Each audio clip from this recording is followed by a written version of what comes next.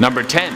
The Dendera lights. When was the first light bulb invented? Well, it was way after the Common Era calendar started, but maybe it wasn't. Maybe the ancient Egyptians had some hookups for light bulbs and they used to throw dope raves. The Hathor Temple in Dendera, Egypt has carvings in the wall which look like gigantic light bulbs. The Egyptians may have found a way to harness some sort of energy to make light bulbs. If we're gonna go super conspiracy theory, which we are, some people believe that the pyramids were actually power plants with copper wires inside of them. They used them to tap into the natural electrical energy floating around the atmosphere, pull it down into the earth, and send it into surrounding cities. If this is true, my Egyptian rave theory is not that far off. Number 9. Robots? We barely have robots now, and you're telling me that before they had toilet paper, they were making robots? Well, not that high tech, but it's still pretty cool. In ancient Greece, Philion of Byzantium made a working maid. The way this contraption worked, it was a statue with moving parts.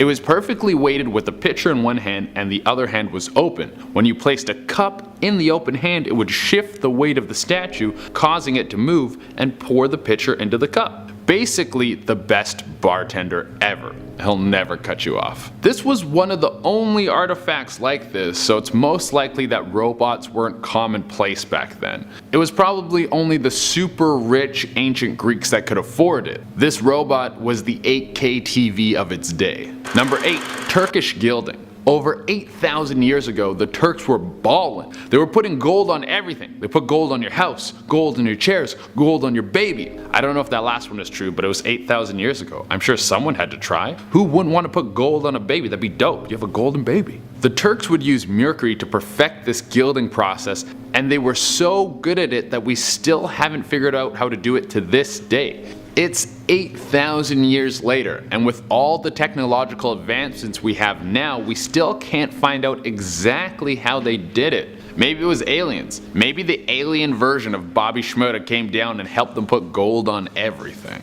Next up we have the Greenland Norse textiles. These textiles are a collection of ancient fragments discovered in 1921 in various archaeological sites in Greenland. The textiles provided insights into the types of clothing and weaving techniques of the Norse settlers who lived in Greenland during the medieval period. The sites where these fabrics were found are part of the remnants of Norse settlements in Greenland which thrived between the 10th and 15th centuries. Fabrics discovered include woolen garments and household items. They were remarkably well preserved due to the cold and dry climate of Greenland, which helped prevent decay. The textiles had a bunch of different weaving patterns, colors, and designs that reflected the skill and artistry of the Norse weavers back in the day. It's interesting to see what their clothing looked like beyond depictions of them in ancient artwork. These fabrics have also been useful in understanding the challenges faced by the Norse settlers in Greenland and how they adapted to the harsh environment.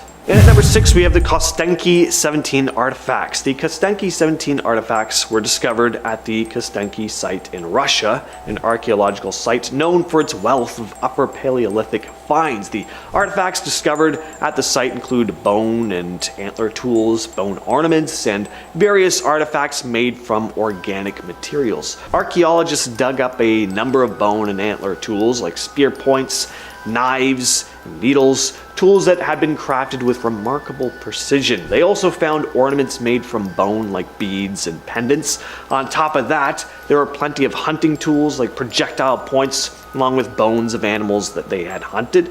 Some other notable discoveries at the site were engraved objects and fragments. These engravings often depict animals in geometric patterns, showcasing the type of artwork they would have made at the time. At our number 5 spot, we have the Siberian Ice Maiden, also known as the Princess of Ukok or the Altai Princess. This is a mummy of a young woman that was discovered in 1993 in the Ukok Plateau of the Altai Mountains in Siberia. The Siberian Ice Maiden was discovered by Russian archaeologist Natalia Polosmak in a tomb on the Ukok Plateau. The site was located at an altitude about 8,200 feet. The mummy is believed to date back to around 500 BC, making her approximately 2,500 years old. The mummy was found in a wooden sarcophagus covered with felt blankets boots and a cowhide rug.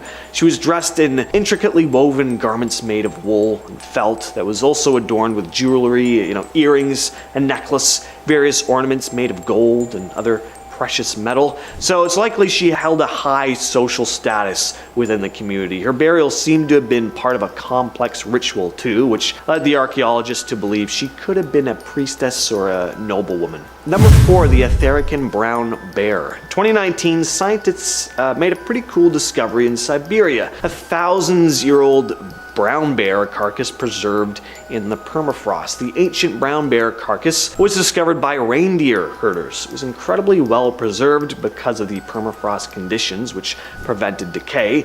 The carcass dates back approximately 3,500 years, placing it in the late Bronze Age. This age estimation was made through radiocarbon dating, a technique used to determine the age of organic materials based on their content of carbon-14 isotopes. Next on the list is Quede Dan Shinichi, which was the name given to a remarkably well-preserved body discovered at the Tachansini-Alaska Provincial Park in British Columbia, Canada. Quede Dan Shinichi was discovered by hunters in the remote wilderness northwestern British Columbia. The body was found partially buried in the ice, surrounded by a variety of artifacts. He was believed to have lived over 550 years ago, around the early 15th century, a member of one of the indigenous tribes that inhabited the region during that time. The body's preservation was due to the glacier ice, which acted as a natural freezer, protecting the remains from decomposition. And along with the body, again, a variety of artifacts were discovered. There was a robe made from animal hides, a spruce root hat, a woven mat,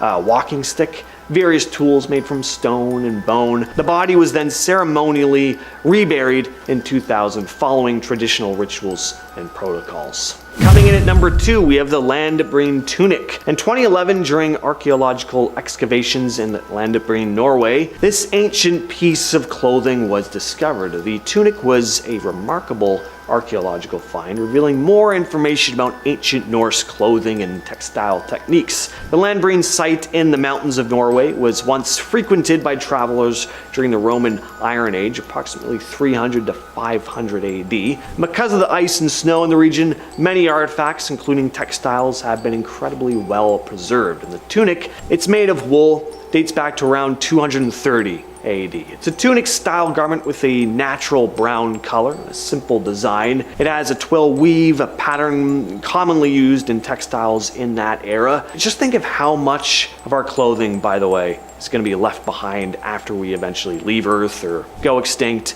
let alone all our other crap. We churn out so much stuff on a constant basis, more so than at any point in history. I think finding stuff from this era is going to be so common in the future that it'll be more of a nuisance rather than a remarkable find. Finally though, taking that number 1 spot is Otzi the Iceman. Now, why is this number 1?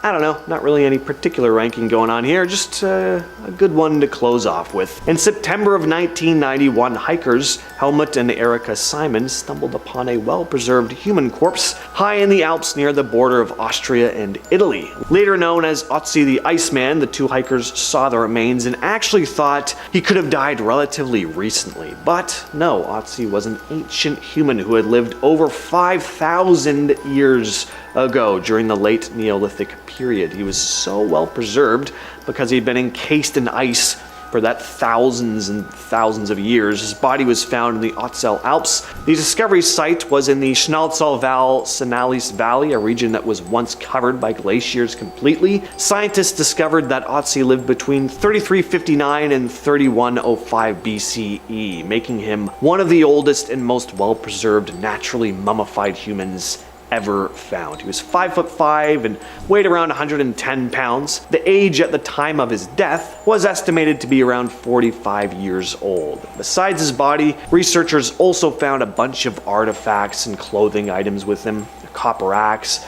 a quiver of arrows, a bearskin cap, and a coat made of woven grass and hide. Otzi's remains and belongings are currently housed in the South Tyrol Museum of Archaeology in Bolzano, Italy. Starting us off at number 10, the toy monkey. So it goes without saying that almost everything that is a notable part of the Conjuring series is also a real artifact. that the Warrens found along the way. One of these such artifacts, who made an appearance in both The Conjuring and the spin-off Annabelle Comes Home, is the toy monkey. However, if it wasn't already obvious, it's not something to be played with. As Ed tells the reporters in the Conjuring movie, everything you see here is either haunted, cursed, or been used in some kind of ritualistic practice. Nothing is a toy, not even the toy monkey. So what exactly makes this monkey so scary in real life? Well, allegedly, it is possessed by a terrifying demon who enjoys stalking its victims before eventually killing them. So yeah, not a very nice monkey it seems. Although, nothing you'll find in this museum is terribly friendly. Coming in at number 9, a vampire coffin. As far as creepy looking things go, I have to say this is not one of the scariest looking on the list, but of course, things are not always what they appear. This coffin found at the Warrens Museum is not just called the vampire coffin because of the slightly goofy looking Count Dracula face on the top, but because it was allegedly actually used by a modern day vampire. Now, I'm not saying that this is fictional, but I will say that the details surrounding this are rather few. There is no file stating how modern this modern vampire was, or how it came to be in their possession, but I mean, it's definitely very intriguing. My only question is, where is this so-called vampire now? Was it killed, or is it roaming free? Should we be nervous that a bloodthirsty monster could be on the loose, or was it more of a Twilight vampire situation?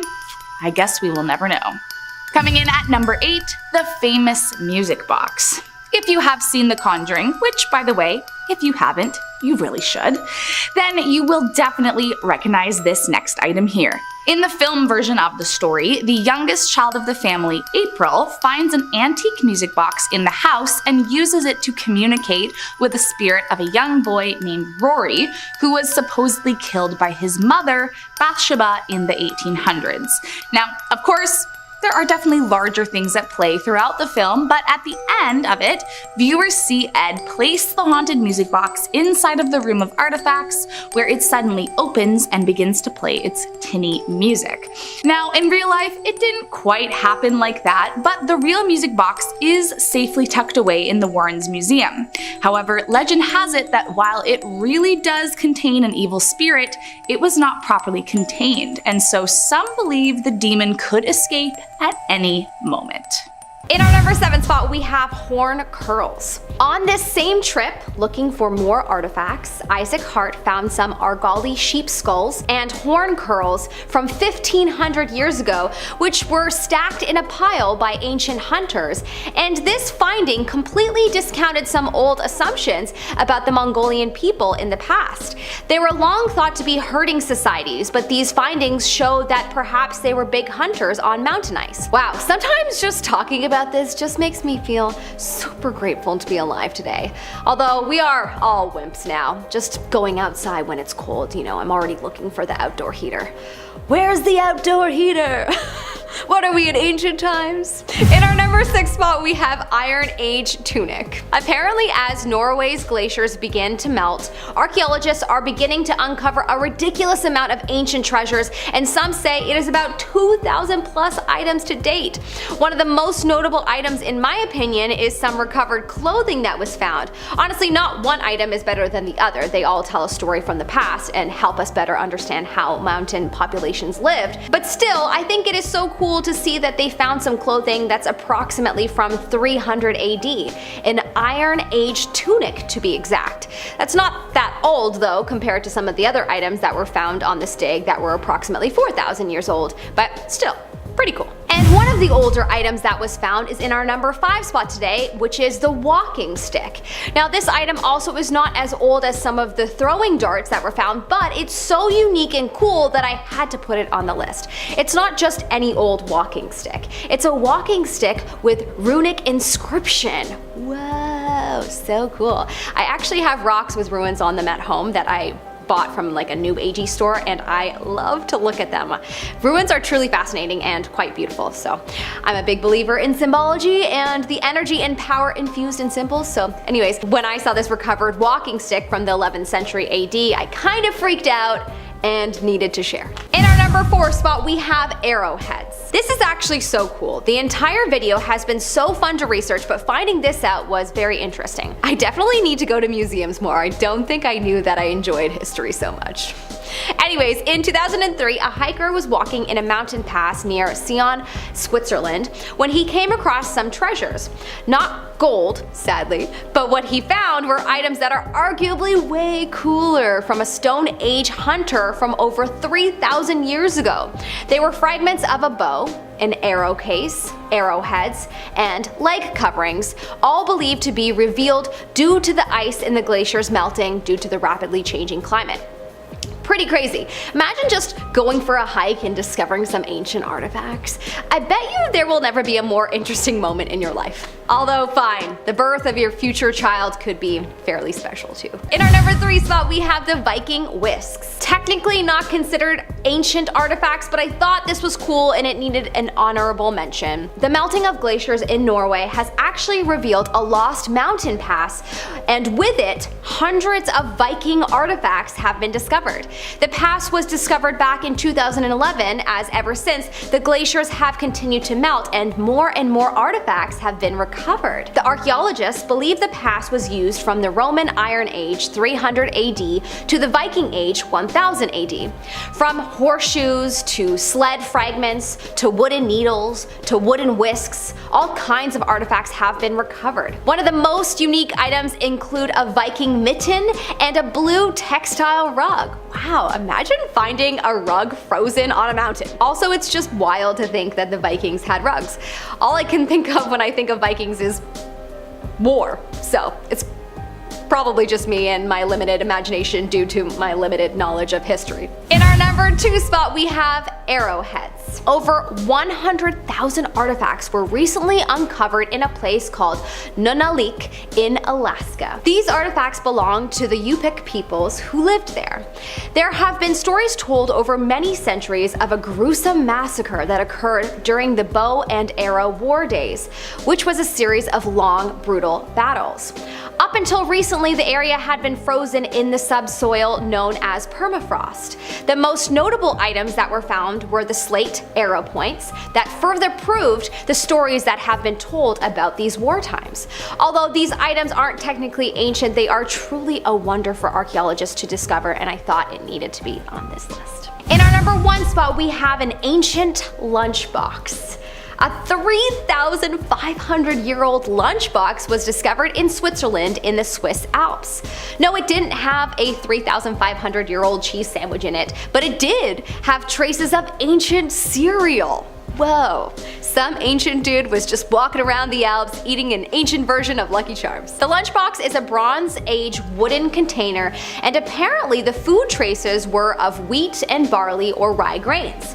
The lunchbox was made from Swiss pine, and its rim was made from willow, sewn together with European larch twigs. It was found in a melting ice patch in 2012. That's incredible. Probably my fave find on this list, but anything to do with food just makes me excited. Excuse me as I go pour myself a bowl of Lucky Charms. Feel free to join me if you like. Coming up at our number 10 spot, we have a throwing spear. A throwing spear that was approximately crafted over 10,300 years ago was discovered by Dr. Craig Lee from Montana State University in 2007. It was discovered in northern Wyoming. 10,300 years ago, holy moly. Just saying that is so trippy and hard to wrap my brain around the idea of people existing at that point. But in any case, this spear at first glance appeared just like a stick, but then after closer inspection, he discovered that it was a dart from a throwing spear. At this point, it is the oldest frozen artifact found yet. It's been a source of inspiration for others to continue the hunt for artifacts that are being revealed as a result of melting ice patches, and it certainly has created a sense of urgency for people to get hunting for these unbelievable items. In our number 9 spot, we have the Yukon treasures. A size 4 moccasin shoe from 1400 years ago was found melting in the Yukon, and my inner shopaholic is super excited about it. So of course I had to include it on this list. Along with the shoe, 2 other items were found. A barbed antler projectile point from about 1,200 years ago, and throwing darts from 9,000 years ago.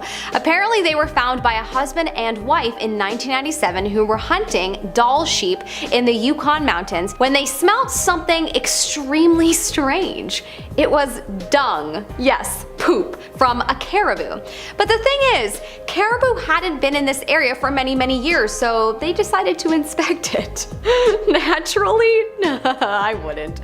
Anyways, I guess they discovered that the poop was from thousands of years ago that had frozen into ice, and close behind it were these artifacts that had melted along with it. Pretty wild. In our number 8 spot, we have animal hair rope. While out exploring the mountaintops of Western Mongolia, archaeologist and researcher Isaac Hart of the University of Utah discovered something quite interesting that he felt would truly help with discovering more about the Mongolia people in ancient times. They discovered a finely woven piece of animal hair rope. This rope was first thought to have been dropped in the ice recently. However, after scientists performed some radiocarbon tests on it to see how old it was proven to be more than 1,500 years old. Wow, that's some old rope. In our number 7 spot today, we have Charles Manson's TV. There are many haunting tales surrounding this TV, and honestly, that makes a lot of sense considering its history, as it was the one that was present in the Spawn Ranch where Manson and his followers resided for a period of time. This ranch was a former movie ranch that had fallen into disrepair and was used as a hideout by the Manson family. It was during their time at the ranch that they planned and carried out their atrocious crimes. The TV was present in the living quarters at the ranch and was said to have played a significant role in Manson's ability to manipulate and control his followers. Manson would often use the TV as a tool to brainwash and indoctrinate his followers with apocalyptic visions and very harmful ideologies. The TV was seized as evidence by the police following the arrest of the Manson family members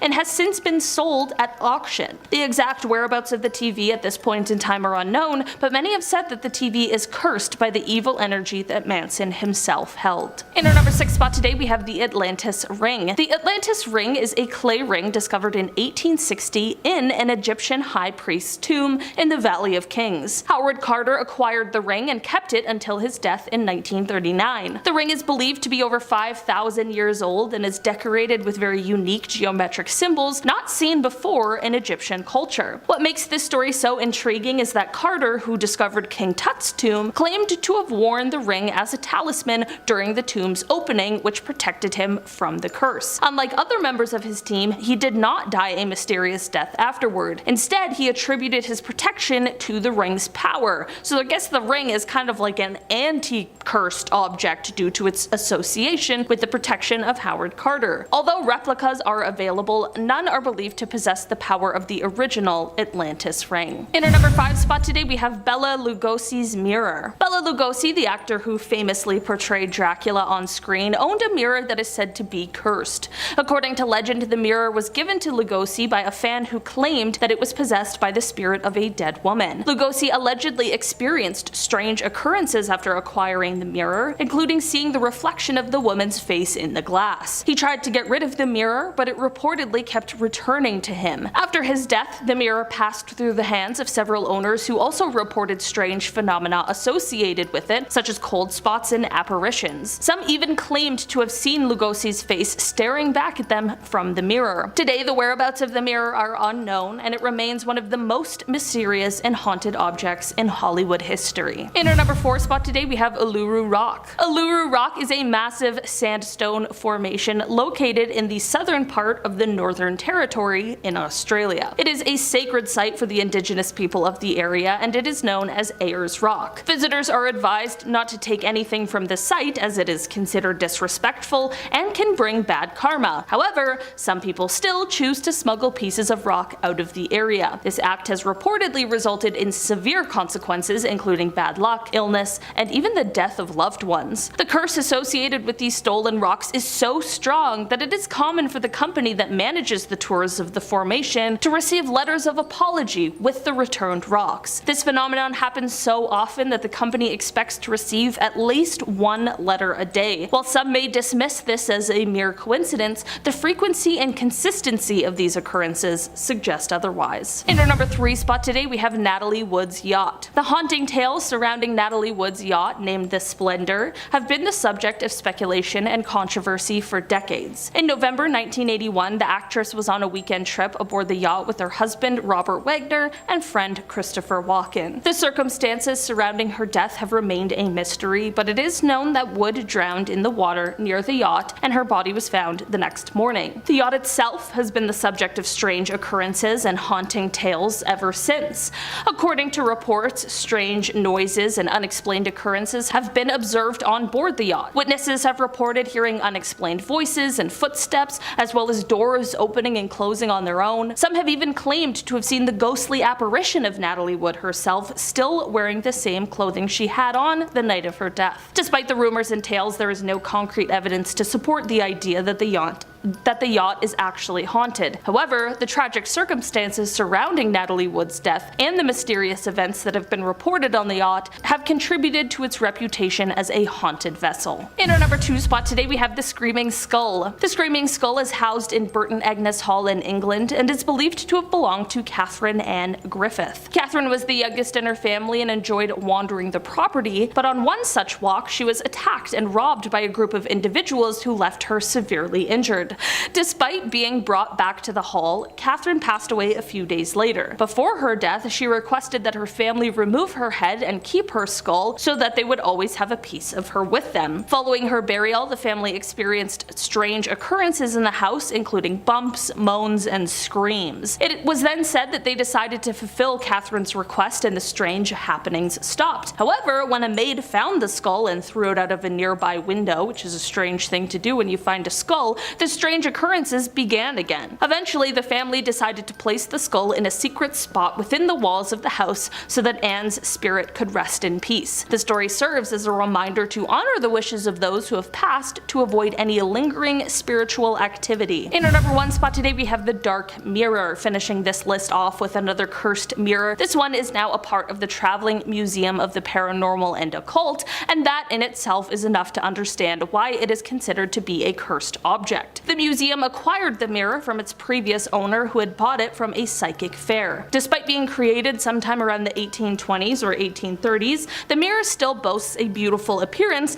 but it is believed to hold some dark secrets. The former owner reported that every time they looked into the mirror, they saw disturbing images that left them feeling very unsettled. Since joining the museum's collection, guests have also reported similar experiences, seeing reflections of their own dead bodies and other unsettling apparitions. And we are kicking things off with the 3,000-year-old arrow. This is a super recent discovery, just happened back in September. A glacial archaeologist named Espen Finstad was hiking through the Jotunheim Mountains in eastern Norway when he came across a wooden arrow. It was so well preserved that to the naked eye, it would probably look brand new. It even still had feathers on it. But Finstad estimated that this arrow was actually around 3,000 years old. He later determined it was likely used by a hunter in the late Stone Age to early Bronze Age. Finstad stated, "What makes the arrow so impressive is its preservation. Though it is broken into 3 parts, the arrow remains attached to the shaft, as do the feathers, known as fletchings,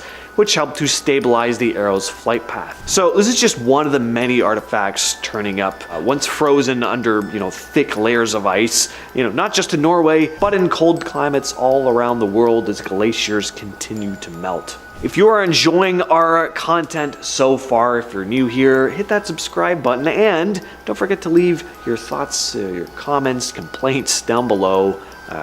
I'll usually read them. At number 9, we have Mummy Juanita. Mummy Juanita, also known as the Ice Maiden or Lady of Ampato, is an exceptionally well-preserved mummy of an Inca girl which was discovered in 1995. The mummy was found on Mount Ampato, a dormant volcano in the Andes Mountains of southern Peru, by anthropologist Johann Reinhard and his team. Mummy Juanita is believed to have lived during the Inca Empire, making her one of the best preserved ancient bodies ever found. She was approximately 12 to 14 years old at the time of her death. The mummy was found at an altitude of about 20,600 feet, and her discovery was kinda accidental. Reinhard and his team were actually on a mission to recover another Inca mummy when they stumbled on her in a crevice. She was wrapped in several layers of colorful textiles and buried with various offerings, including ceramic and metal objects, food items, and small statues. She was probably sacrificed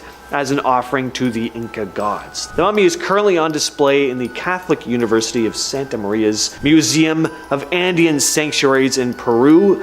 So get over there immediately. Tap on her glass encasing and tell her Uncle James said hello. First person in the comments to do that will receive a wink emoji from me and a $10 gift certificate to Walden Books. Number 8, the Mammoth Mummy. No, this is not a giant-sized human mummy. That would be pretty awesome. This is pretty awesome too, but it's a mummified woolly mammoth. In 2010, a team of Russian scientists found a well-preserved mammoth in Siberia, later named Yuka. She was a young mammoth, about 6 to 8 years old, and lived around 39,000 years ago. Yuka's body was in really good shape. Its body measured about 2.5 meters in length, and it was remarkably intact, with her trunk, bones, some of her flesh, hair, and even eyes still preserved, making her one of the most well-preserved mammoth specimens ever found. It's pretty incredible to see, not that I've ever seen it in person, but based on pictures and video that I have seen of it,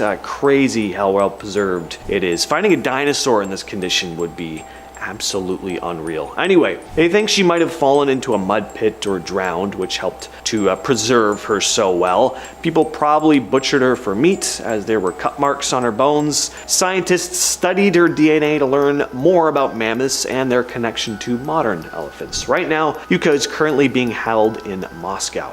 Number 7, the Copper Scroll. The Dead Sea Scrolls were a series of religious manuscripts that were discovered in the mid-1900s in, you guessed it, the Dead Sea. One of the most unusual of these scrolls is known as the Copper Scroll, it getting this name because it is, of course, inscribed in copper. The text on the scroll describes the hiding places of vast quantities of treasure, including up to 65 metric tons of gold and silver objects. Unfortunately, we haven't actually been able to find any of these treasures, and that's because the hiding places described on the scroll are incredibly cryptic, it not being your typical X marks the spot buried treasure map. They describe the treasure as being hidden in places like in the Great Cistern, which is in the courtyard of the Little Colonnade, and in the eastward looking cave of the Pillar with 2 entrances. Yeah, definitely pretty vague. Whether or not these treasures actually exist is also up for debate. Some people saying they were real and captured by the Romans, and some people saying that they were just totally made up. Number 6, the Q source. The Q source is the name of a hypothetical text that supposedly was used to help write the Gospel of Matthew and the Gospel of Luke. Most historians believe that the Gospel of Mark was the earliest Christian gospel, and that it and the Q source were used to help the authors of the Gospel of Matthew and Luke write their texts. Archaeologists have so far been unable to find the Q source, leading some people to believe that instead of a written text, it was actually just an oral tradition that was passed down. While there are many copied copies of the famous Christian Gospels, scholars believe it's unlikely that a written Q source would have had many versions, which is what's making it so hard to find to this day. The contents of the Q source is apparently mostly Jesus' sayings, but I guess we'll never know for sure unless a written Q source is actually someday discovered. Number 5, the burial shroud. It's well known that after Jesus' crucifixion, he was buried within a cave, being sealed in behind a large stone. The part of the story that's up for debate is whether or not Jesus actually rose from the dead 3 days later, but we know for a fact he was a real guy who was actually buried in that cave. Mark 15:46 says, "Then Joseph bought a linen cloth, and taking down the body, wrapped it in the linen cloth, and laid it in a tomb that had been hewn out of the rock. He then rolled a stone against the door of the tomb." Many explorers and historians have gone in search of the linen cloth, or shroud, that Jesus was buried in. There have been numerous forgeries over the years, most famously the Shroud of Turin, which was actually created in the Middle Ages. What happened to the real shroud remains unknown to this day, and people say that it's unlikely we'll ever actually be able to find it. Number 4. The Ring of St. Edward. In the year 1005, St. Edward the Confessor was born into the royal family, and in 1042, he took the throne. He was viewed by the people as a deeply religious leader who did many good things, like removing unjust taxes, healing the sick, and taking a vow of chastity. He also built a cathedral that would come to be known as Westminster Abbey. St. Edward healed the sick using a sapphire ring that he had, and one day he was approached by a beggar who asked him for money. He didn't have any money on him, so he instead removed his ring and gave it to the beggar. Years later, pilgrims who were stranded in the Holy Land were rescued by St. John the Evangelist, who had the ring that Edward had given the beggar. He told the pilgrims to return to Edward and give him the ring, and to tell him that he would be dead in 6 months. And he was. The ring was kept in Westminster Abbey for many years, but it and many other relics went missing after the dissolution of the monastery. To this day, the ring has not been located, though it's believed that the sapphire from the ring is the center jewel on the imperial state crown. Number 3. The Veil of Veronica. The story of the Veil of Veronica was not recorded in its current form until the Middle Ages, and tells the story of a meeting between Saint Veronica and Jesus. She encountered Jesus along the Via Dolorosa and stopped to use her veil to wipe the blood and sweat from his brow. When she did so, Jesus' image became copied onto the veil. After that moment, it then apparently gained mythical powers, like quenching thirst, allowing the blind to see, and even raising people from the dead. There is written evidence that the veil was displayed in the 13th to 15th centuries, but after 1527, its fate is unknown. Some people believe that it was destroyed in Rome, or had even been stolen and made its way through taverns. After its disappearance, many copies started to pop up, despite the Pope prohibiting them from being made. In 1629, he then ordered that all copies of the veil be destroyed, and if you refused to give up your copy, you would be excommunicated from the church. Number 2. The Nephilim. In the Bible, the Nephilim were a group of incredibly large and strong beings who lived both before and after the flood, being described as being the offspring of fallen angels and human women. Many critics of the Bible laugh at its description of supposed giants, but if these creatures actually existed, it means that there are probably remains of them out there somewhere. Giant human skeletons that would squash any doubt that they had existed. Archaeological evidence from the ancient times does exist that could show the existence of giants, though it has never really been fully analyzed, as most people brush it off as not having been possible or real. There are other recordings and even art pieces that may also lend credit to the fact that these giants had once existed, and many people believe that the skeletal evidence is out there somewhere, just waiting to be discovered. Number 1. The Holy Grail. If you've seen Monty Python, then you're probably pretty familiar with this one.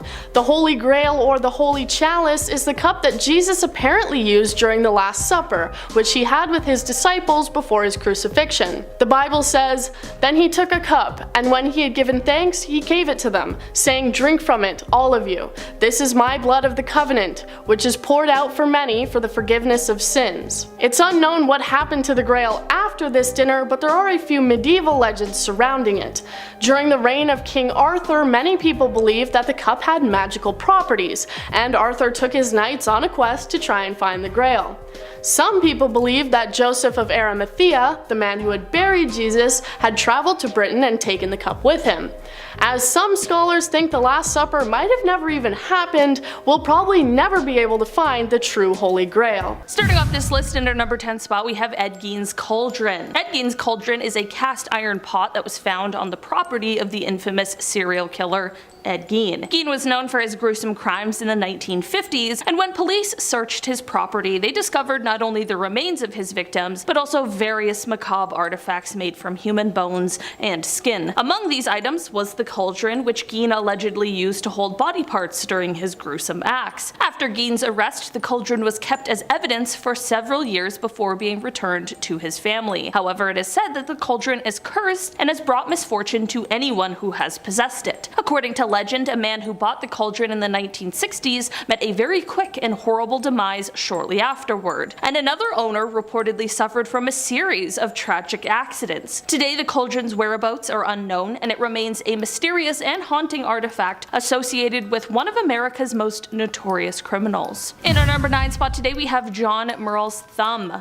John Murrell's thumb is a small, shriveled digit that is believed to have belonged to John Murrell, a notorious American criminal who lived during the 19th century. The digit is said to possess a powerful curse and is associated with various tales of hauntings and misfortune. One of the most popular legends surrounding the thumb is that it is cursed to bring bad luck to anyone who possesses it. According to the legend, the thumb was cut off from Murrell's body after his execution and passed down through a series of owners who all experienced misfortune and tragedy. It is said that the thumb would cause accidents, sickness, and even death to those who kept it in their possession. Another tale tells of a man who came into possession of the thumb and began experiencing strange occurrences, such as objects moving on their own and eerie whispers in the night. The man eventually became so terrified that he buried the thumb in a field, but it is said that the haunting continued even afterwards. Despite its ominous reputation, John Murrell's thumb has been sought after by collectors and paranormal enthusiasts over the years. Some even believe that the thumb possesses a sort of supernatural power that can be harnessed for personal gain. However, most people are content to leave the thumb where it belongs and avoid any potential consequences of disturbing its resting place. In our number 8 spot today, we have Old Nick.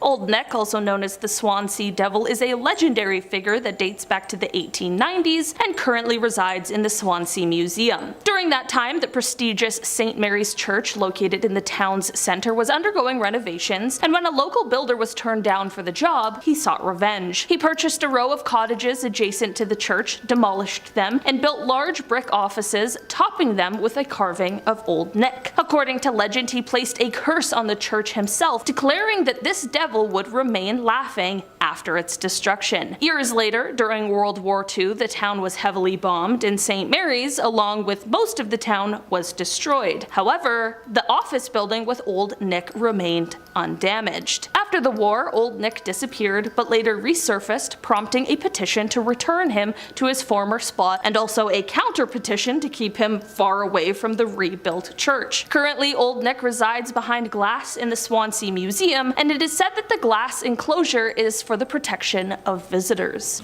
Number 7. Lunar Tack Disc.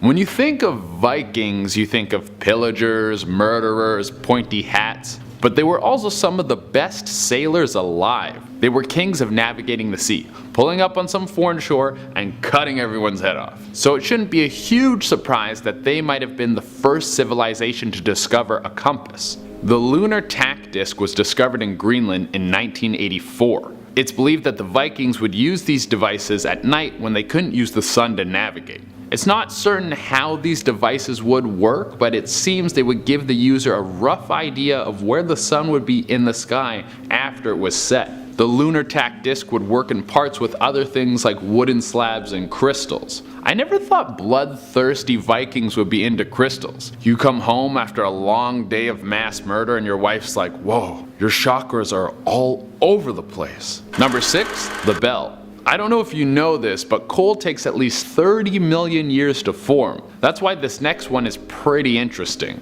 This one is a brass bell which was discovered encased in a chunk of coal. The coal that the bell was encased in was over 300 million years old, and the mine that the bell was found in was over 100 feet deep. The bell also had carvings which were similar to the Hindu god Garuda, but the bell was discovered in West Virginia. How did a brass bell with Hindu god carvings encased in 300 million year old coal end up in West Virginia? These are so many questions, but it might be signs of advanced civilizations existing in North America way before we think.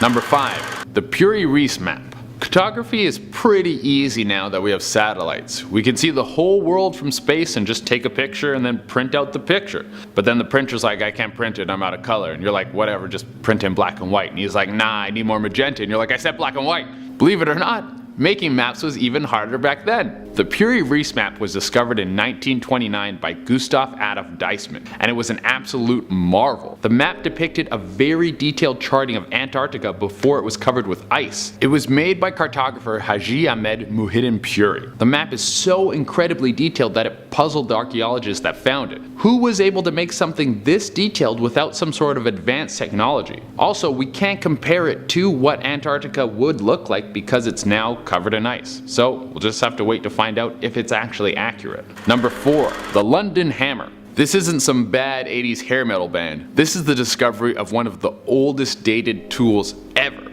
The London Hammer was discovered by a couple who went out for a walk, and they saw a chunk of wood coming out of a rock. They thought it looked interesting enough, so they took it home. Later, their son decided to take a hammer and chisel to it and break into it. Inside, he found what looked like a crude design of a hammer. They took the hammer to some archaeologists, and this is where things get crazy. The rock encasing the hammer dates back 400 million years, and the iron used to make the hammer's head is over 500 million years old. The hammer's head is over 90% pure iron, so there's no way this could have happened naturally in nature. Parts of the hammer's handle have been turned to coal, which means the hammer itself is at least 30 million years old, because the coal takes at least 30 million years to form. My guess is someone jumped into a time machine and got stuck way back. Never be the first guy to go into a time machine, wait until they work out the kinks. Number 3. The Coso Artifact. In 1961, a group of hikers was going rock collecting somewhere in the California mountains. These guys were super cool dudes. They came across some geodes, which are crystals encased in rock. They took them home to cut into them to see what kind of crystals would be inside. What they found was more than just crystals, but a porcelain casing, a spring, and some metal parts encased inside the rock. The pieces all resembled a spark plug, but the rock was dated 5,000 years old. The craziest part about this is the Coso artifact and the 3 hikers who made the discovery have all gone missing. Super creepy. Number 2. Nuclear reactor. How old would you think the first ever nuclear reactor is? If I told you it was 10,000 years old, you probably wouldn't believe me. Well, this nuclear reactor, discovered in Gabon, Africa, is actually way older than that. In 1972, a team of archaeologists dug up a 1.8 million year old nuclear reactor. They were able to determine the age through carbon dating, and from the design, it seems like it was man-made. This is one of the craziest discoveries ever recorded. Some people think that it was a meteor that crashed into the Earth and just left back some nuclear energy. But other people think that it was aliens who came here to bioengineer humans and create new life, and then study it from a distant planet. I don't know. Maybe everyone's wrong. Maybe some people are right. I don't know. Number 1. Spheres. If you find one naturally occurring anomaly, you can chalk it up to chance. But if you find over 200 in the same place over a 30-year period, then I guess there might be something going on. Metallic spheres started popping up in a mine in South Africa in the 1970s. They were metal on the outside with some line markings that go down the center. They range from sizes of 2.5 centimeters to 10 centimeters. If you break into them, they seem to have some sort of soft material in them that breaks down when it comes in contact with the air. So far it's not that crazy. But these spheres are dated back 2.8 billion years. Before dinos. Before almost anything. How could you have something that's clearly crafted dated so old? Obviously, I don't have the answer, but we can speculate. Time travel? Aliens? Maybe this is human beings' second run at life. Maybe there's been civilizations that have lived on this planet before, and we're just another group taking a shot at life. Number 10. The Ark of the Covenant. If you've seen Indiana Jones, then you're probably familiar with the relic that is known as the Ark of the Covenant. According to the Hebrew Bible, God told Moses to create the Ark of the Covenant in order to store the original tablets on which were written the original 10 Commandments.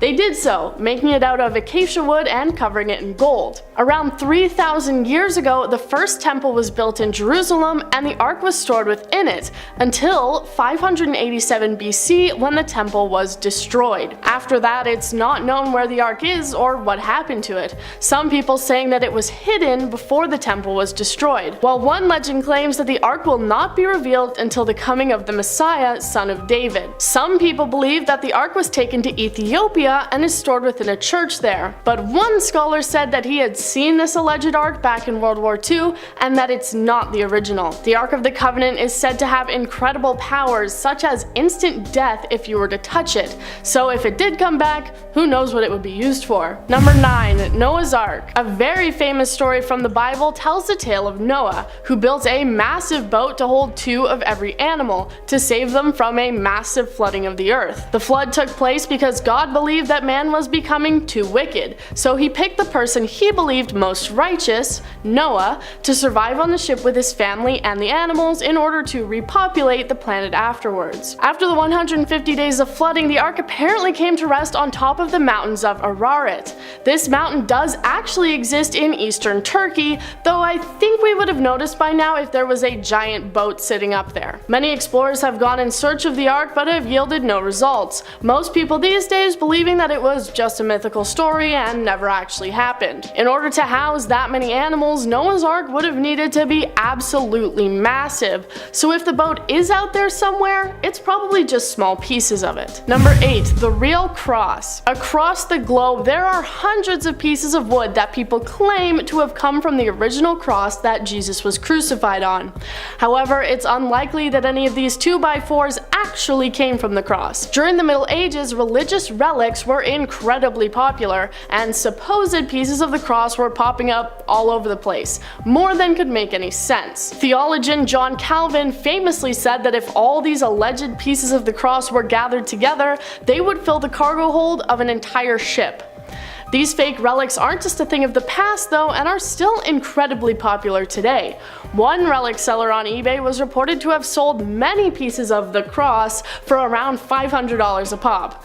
Right now, there is no piece of the cross that all scholars can agree is authentic, and it's likely that a true remnant will never actually be found, this being because it would have been made of wood and would have decomposed a long time ago. Coming in at number 7, tombstones.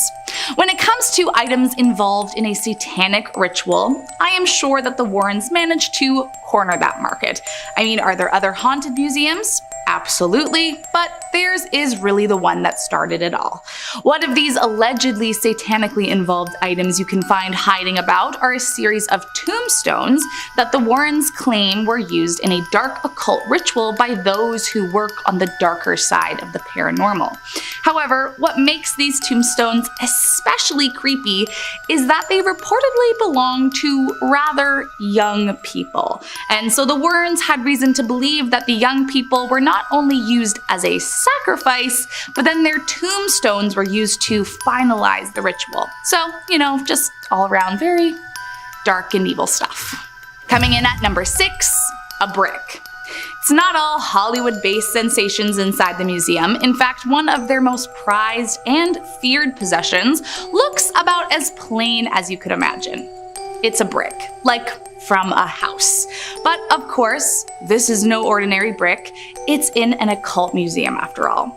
This brick in particular was from the Borley Rectory, a now famous building that was demolished in 1944 after it was badly damaged in a fire. But what made it such a sensation was that prior to the 1939 fire, it had long been rumored to be the most haunted building in all of the United Kingdom, which is a pretty tall order considering how many allegedly haunted buildings span across the UK. Allegedly, the night of the fire, there were over 2,000 reports of paranormal activity, including floating bricks thought to have been possessed by a poltergeist. So, if rumors are true, that would make this brick probably the most terrifying brick ever. Which, I mean, I don't know how much competition it really has there, but still, it's a demonic brick. It's terrifying no matter what. Coming in at number 5, pearls of death.